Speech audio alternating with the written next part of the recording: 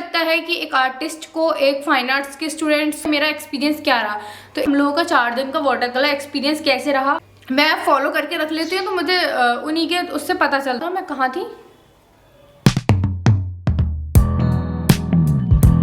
Hi everyone, कैसे आप सब लोग? आई होप आप सब बढ़िया होंगे। मैं एकदम बढ़िया हूँ। तो मैं फिर आ चुकी हूँ एक नई वीडियो के साथ। एंड आज की वीडियो में हम लोग डिस्कस करने वाले हैं आज हम लोग डिस्कस करने वाले हैं एक ऐसे टॉपिक पे जिसके बारे में इतने सारे लोग क्वेश्चंस करते हैं मेरे से, बहुत ज़्यादा। एंड मुझे लगता है कि एक आर्टिस्ट को, एक फाइन आर्ट्स के स्टूडेंट्स को, ये एक स्टूडेंट को जानना ज़रूरी है कि ये कैसे होता है या हम कैसे कर सकते हैं, ठीक है। तो उसके बारे में मैं इस वीडियो में बताने वाली हूँ। वैसे आपको थंबनेल और टाइटल देख के पता चल गया होगा कि हम लोग किस टॉपिक पर डिस्कशन करने वाले हैं आज। तो चलो आज की वीडियो शुरू करते हैं। आज का जो टॉपिक है वो है कि अभी आपने देखा होगा मेरे पिछले व्लॉग में मैंने एक वर्कशॉप अटेंड की थी, 4 दिन की वाटर कलर वर्कशॉप। अगर आपने व्लॉग नहीं देखा तो डिस्क्रिप्शन में उसका लिंक है, या फिर जाके अभी डाला है 2-3 दिन, जाके सबसे पहले वो वाला व्लॉग देखो। उसके बाद बताना कैसा लगा। मैंने 4 दिन, मतलब मैं बताऊंगी उसमें मेरा एक्सपीरियंस क्या रहा। तो इस वीडियो में मैं बेसिकली यही बताने वाली हूँ कि हम लोगों का 4 दिन का वाटर कलर एक्सपीरियंस कैसे रहा और आप किस तरीके से ज्वाइन कर सकते हैं, और मतलब क्या क्या मैंने सीखा, मुझे क्या सीखने को मिला वर्कशॉप में जाके। और आप लोगों को अगर अटेंड करनी हो, क्योंकि बहुत से लोग ये पूछते हैं कि हम किस तरीके से अटेंड करें वर्कशॉप वगैरह, एग्जीबिशन वगैरह, और मतलब हाँ। और मैंने उसमें मतलब ये है कि अपना वर्कशॉप अटेंड करने के बाद ललित कला एकेडमी जो है लखनऊ, वहाँ पे भी अपनी वर्क रखा था। हम लोगों की एग्जीबिशन लगी थी वहाँ पे। तो वो सारा मैं एक्सपीरियंस आपको इस वीडियो में बताऊंगी। वीडियो थोड़ी लंबी हो जाएगी तो वीडियो पूरी देखना, स्किप मत करना, ठीक है। फिर बाद में मेरे से क्वेश्चंस करते हो, ठीक है। तो सबसे पहले मैं बताती हूँ कि मुझे इस वर्कशॉप के बारे में कैसे पता चला।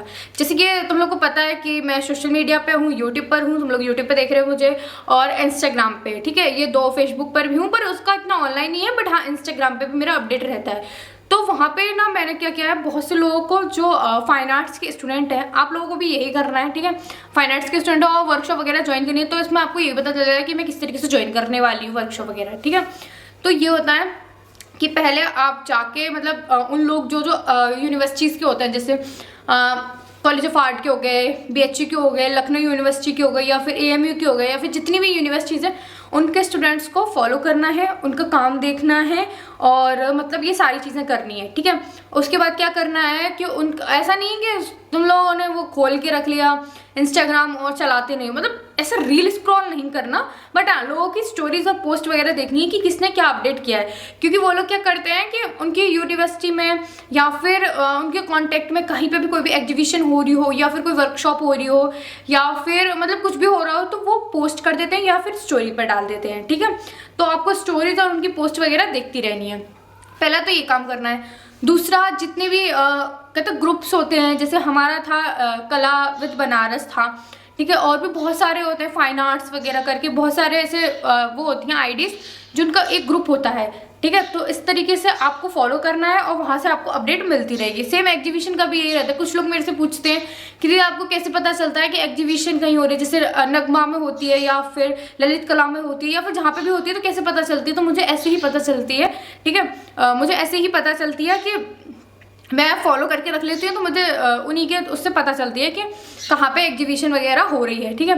तो आपको ये काम करना है सबसे पहले, तो उससे आपको पता चल जाएगी। दूसरा, मतलब हम लोगों को मतलब कैसे पता चला वो मैं बताती हूँ आपको शुरू से। तो जैसे कि मैंने स्टार्टिंग में बताया कि मैंने मतलब फॉलो कर रखा था लोगों को, तो उसमें से एक बहुत अच्छे इंसान है, उन्होंने मेरे को पोस्ट भेजी। मतलब लोग भेजते रहते हैं, ऐसा नहीं मेरा कांटेक्ट है, तो मेरे को भेजते रहते हैं कि यहाँ वर्कशॉप हो रही है, आज यहाँ हो रहा है, एग्जीबिशन है, विजिट कीजिए, मतलब इस तरीके से।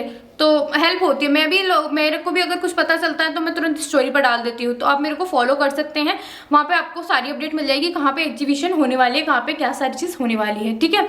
तो मेरे को भी ऐसे पता चला, उन्होंने मेरे को भेजा, और ये लखनऊ में थी 4 दिन की वाटर कलर वर्कशॉप।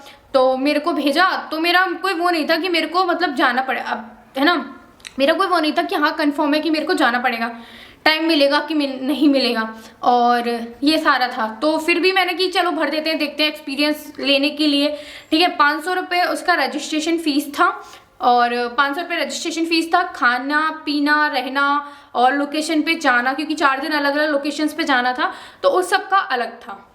वीडियो लंबी हो जाएगी बट पूरे डिटेल में मैं आपको बताऊंगी, तो वीडियो पूरी देखना, ठीक है।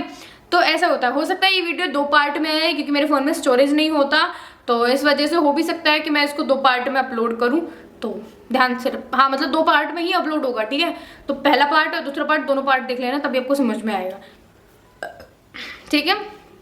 तो मैं तभी अच्छा फ़ोन लूँगी जब आप मेरे को थोड़ा सा सपोर्ट करेंगे, सब्सक्राइब करेंगे, तभी आपको अच्छे अच्छे उसमें देखने मिलेंगे, क्योंकि मेरे फ़ोन में स्टोरेज नहीं होता, जिसकी वजह से मैं अपलोड नहीं कर पाती हूँ मैं वीडियोस वगैरह, लंबी लंबी वीडियोस, ठीक है। तो क्या हुआ था, मैं कहाँ थी मैं, हाँ, तो ये रहा था कि मतलब ये रहता, मतलब 500, मैं स्टार्टिंग से बताती हूँ सारे, ये तो था हम लोग, मतलब उसका जो रजिस्ट्रेशन फीस था वो 500 रुपये था, ठीक है।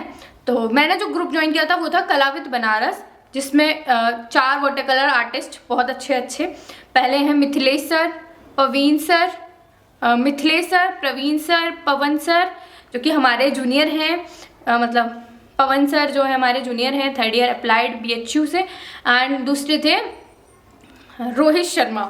तो ये 4 उनका बहुत अच्छा वाटर कलर मेंटोर थे ये हमारे, तो इन्होंने ही हमें गाइड किया था किस तरीके से किया जाता है। और मेरा वाटर कलर इतना अच्छा नहीं है, तो काफ़ी अच्छा एक्सपीरियंस रहा। एंड आपने वीडियोस फोटोज़ में देख के तो पता कर लिया होगा, मैंने डेली वीडियोस वगैरह डाली थी, ठीक है। तो हाँ, अब मैं बताती हूँ कि क्या क्या रहा था। तो 500 रुपये रजिस्ट्रेशन फीस गई थी हम लोगों की। फिर उसके बाद हम लोगों ने रजिस्ट्रेशन कर दिया था। फिर हम लोग गए थे, कब था, 20, 21, 22, 23, हाँ 20, 21, 22, 23, 24, ये 4 दिन रहा था। तो मैं आगरा से गई थी 20 को, आगरा से गई थी मैं 19 को, फिर हम लोग 20 को, नहीं 21 को गई थी, 21, 22, 23, 24, हाँ 4 दिन का था ना, 21, 22, 23, 24।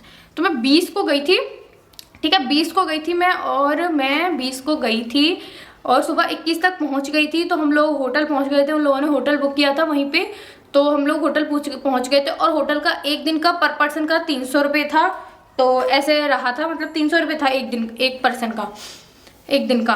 तो हम लोग सुबह पहुंच गए थे 4 बजे, तो हमने चेक इन किया वहाँ पे होटल में।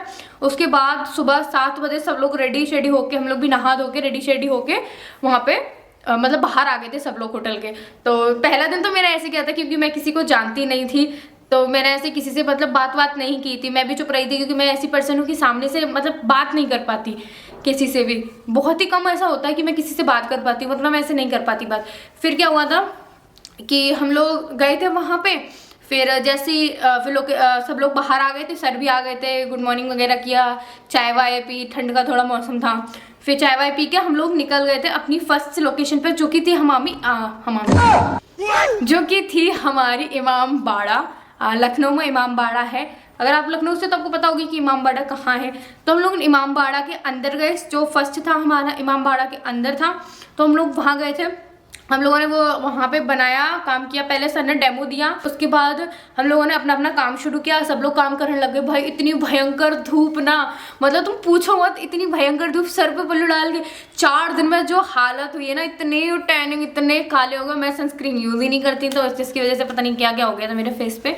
पर हाँ, मतलब बहुत ज़्यादा धूप थी, लेकिन मज़े बहुत आए सही में।